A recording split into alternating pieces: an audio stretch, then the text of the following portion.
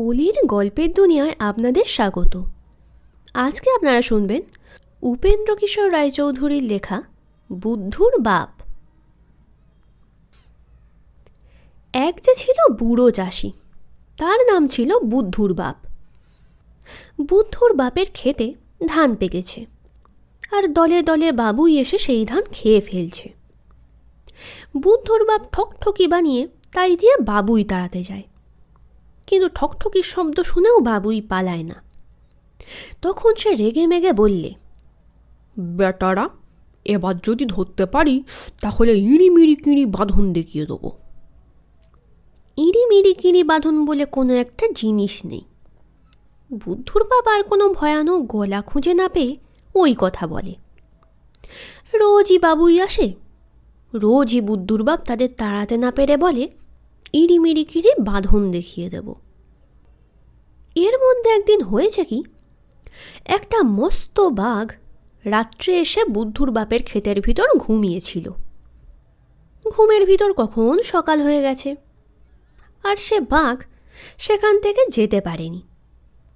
সেদিনও বুদ্ধুর বাপ বাবুই তাড়াতে এসে ঠকঠকি নাড়ছে আর বলছে, বেটারা যদি ধরতে পারি তবে ইঁড়িমিড়ি কিঁড়ি বাঁধন দেখিয়ে দেবো।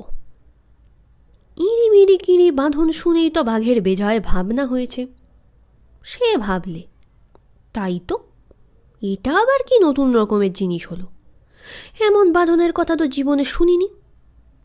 যতই ভাবছে ততই তার মনে হচ্ছে যেটা না দেখলেই নয়।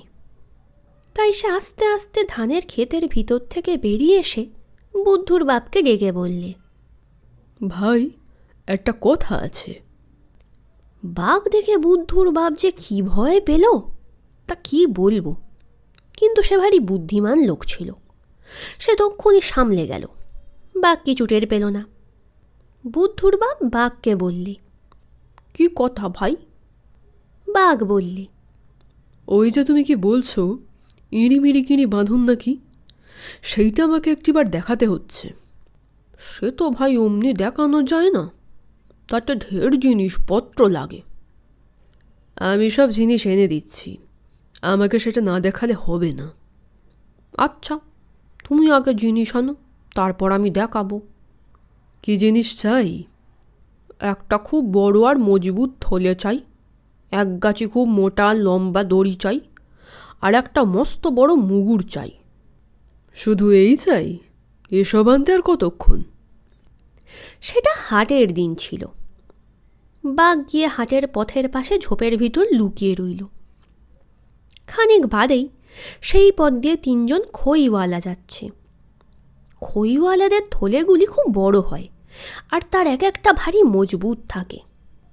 বাঘ ঝোপের ভিতর বসে আছে, আর খইওয়ালারা একটু একটু করে যেই তার সামনে এসেছে, অমনি সে হালুম বলে লাফিয়ে এসে রাস্তার মাঝখানে দাঁড়ালো। খইওয়ালারা তো খইটই ফেলে চেঁচিয়ে কোথায় একে পালাবে তার ঠিক নেই। তখন বাঘ তাদের খই শুদ্ধ থলেগুলি এনে বুদ্ধুর বাপকে দিল। তারপর সে গেল দড়ি আনতে।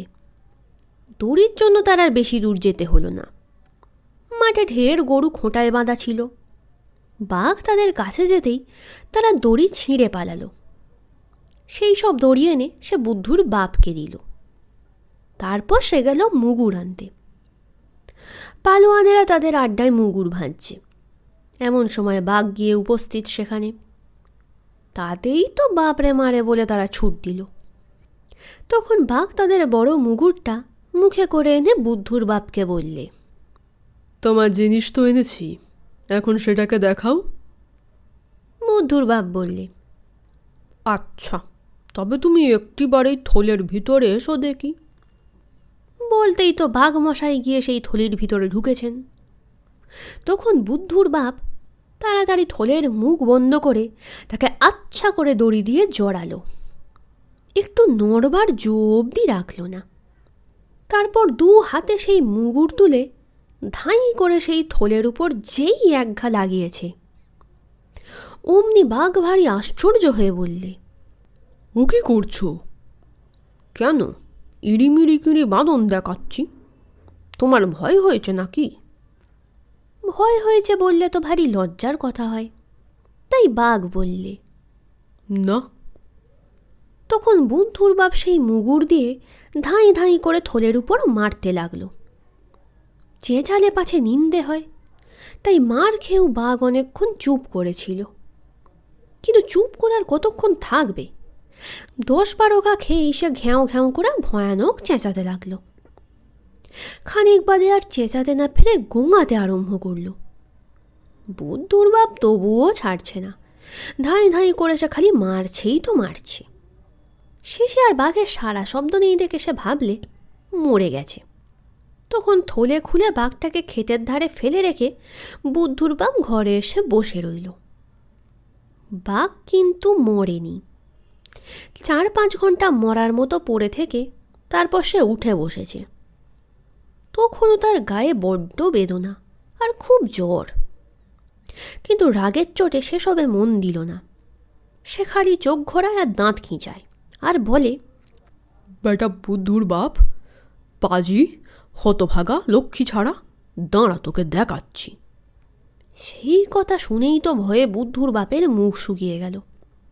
সে তক্ষুনি ঘরে দৌড় দিয়ে হুঁড়কো এঁটে বসে রইল। 3 দিন আর ঘর থেকে বেরোল না। বাঘ সেই 3 দিন বুদ্ধুর বাপের ঘরের চারিদিকে ঘুরে বেড়ালো আর তাকে গালি দিল। তারপর করেছে কি, দরজার খুব কাছে এসে খুব ভালো মানুষের মতন করে বলছে, আমাকে একটু আগুন দেবে দাদা, তামাক খাবো। বুদ্ধুর বাপ দেখলে কথাগুলি মানুষের মতো, কিন্তু গলার আওয়াজটা বাঘের মতো। তখন সে ভাবলে আগুন দেবার আগে একবার ভালো করে দেখে নিতে হবে। এই ভেবে সে যেই দরজার ফাঁক দিয়ে উঁকি মেরেছে, অমনি দেখে সর্বনাশ, বাঘ। তখন আর কি সে দরজা খোলে? সে কোঁকাতে কোঁকাতে বললে, ভাই বড্ড জ্বর হয়েছে, দোর খুলতে পারবো না। তুমি দরজার নিচ দিয়ে তোমার লাঠি গাছা ঢুকিয়ে দাও, আমি তাতে আগুন বেঁধে দিচ্ছি। বাঘ লাঠি কোথায় পাবে? সে তার লেজটা দরজার নিচ দিয়ে ঢুকিয়ে দিল। অমনি বুদ্ধুর বাপ বটি দিয়ে খেঁচ করে সেই লেজ কেটে ফেলল। বাঘ তখন ঘ্যাঁও বলে বুদ্ধুর বাপের চালের সমান উঁচু লাফ দিল। তারপর একটুখানি লেজ যা ছিল তাই গুটিয়ে চেঁচাতে চেঁচাতে ছুটে পালালো। তাতে কিন্তু বুদ্ধুর বাপের ভয় গেল না। সে বেশ বুঝতে পারল যে এরপর সব বাঘ মিলে তাকে মারতে আসবে। সত্যি সত্যি সে তার পরদিন দেখলে 20-25টা বাঘ তার ঘরের দিকে আসছে। তখন সে আর কি করবে? ঘরের পিছনে খুব উঁচু একটা তেঁতুল গাছ ছিল, তার আগায় গিয়ে বসে রইল। সেইখানে একটা হাঁড়ি বাঁধা ছিল।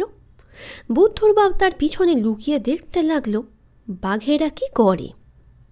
যদিও বাঘেরা এসেই সেই হাঁড়ির আড়ালে বুদ্ধুর বাপকে দেখতে পেয়েছে। তখন তারা তাকে গাল দেয়, ভ্যাংচায় আর কত রকম ভয় দেখায়। বুদ্ধুর বাপ চুপটি করে হাঁড়ি ধরে বসে আছে, কিচ্ছু বলে না। তারপর বাঘেরা মিলে বুদ্ধুর বাপকে ধরবার এক ফন্দি ঠিক করলে। তাদের মধ্যে যার খুব বুদ্ধি ছিল সে বললে, আমাদের মধ্যে যে সকলের বড়, সে মাটিতে গুঁড়ি মেরে বসবে। তার চেয়ে যে ছোট, সে তার ঘাড়ে উঠবে। তার চেয়ে যে ছোট, সে আবার তার ঘাড়ে উঠবে। এমনি করে উঁচু হয়ে আমরা ওই হতভাগাকে ধরে খাবো। তাদের মধ্যে সকলের বড় ছিল সেই ঠ্যাঙা খেকো লেজ কাটা বাঘ। তার লেজের ঘা তখনও শুকোয়নি, তাই সে বসতে পারত না। বসতে গেলেই তার বড্ড লাগতো, কিন্তু না বসলেও তো চলবে না, যেমন করেই হোক বসতে হবে। এমন সময় একটি গর্ত দেখতে পেয়ে সেই গর্তের ভিতরে সে লেজটুকু ঢুকিয়ে কোনো মতে বসল। তারপর অন্য বাঘেরা এক একজন করে তার পিঠে উঠতে লাগলো। এমনি করে বাঘের পিঠে বাঘ উঠে দেখতে দেখতে তারা প্রায় বুদ্ধুর বাপের সমান উঁচু হয়ে গেল। আর একটু উঁচু হলেই তাকে ধরে ফেলবে। বুদ্ধুর বাপ বলছে, যা হয় হবে, একবার শেষ এক ঘা মেরেই নি। এই বলে সে হাঁড়িটি খুলে হাতে নিয়ে বসেছে। সেই হাঁড়ি সকলের উপরকার বাঘটার মাথায় ভাঙবে। এমন সময় ভারী একটা মজা হয়েছে। যে গর্তে সেই লেজ কাটা বাঘ তার লেজ ঢুকিয়েছিল, সেই গর্তটা ছিল কাঁকড়ার। কাঁকড়া কাটা লেজের গন্ধ পেয়ে আস্তে আস্তে এসে তার দুই দাঁড়া দিয়ে তাতে চিমটি লাগিয়েছে। চিমটি খেয়ে বেড়ে বাঘ বললে, আরে উপরেও বুদ্ধুর বাপ, নিচেও বুদ্ধুর বাপ। বলতে বলতেই তো সে লাফিয়ে উঠল, আর তার পিঠের বাঘগুলি জড়াজড়ি করে ধূপধাপ শব্দে মাটিতে পড়ে গেল। ঠিক সেই সময় বুদ্ধুর বাপও লেজ কাটা বাঘের পিঠে হাঁড়ি আছড়ে বললে, ধর ধর বেড়ে বেটার ঘাড়ে ধর। এরপর কি আর বাঘের দল সেখানে দাঁড়ায়? তারা লেজ গুটিয়ে কান খাড়া করে যে যেখান দিয়ে পারল ছুটে পালালো। আর কোনোদিন তারা বুদ্ধুর বাপের বাড়ির কাছেও এলো না। গল্পটি ভালো লেগে থাকলে ভিডিওটিতে একটি লাইক করতে ভুলবেন না এবং বাংলা সাহিত্যের আরও গল্প শোনার জন্য চ্যানেলটি সাবস্ক্রাইব করে দেবেন।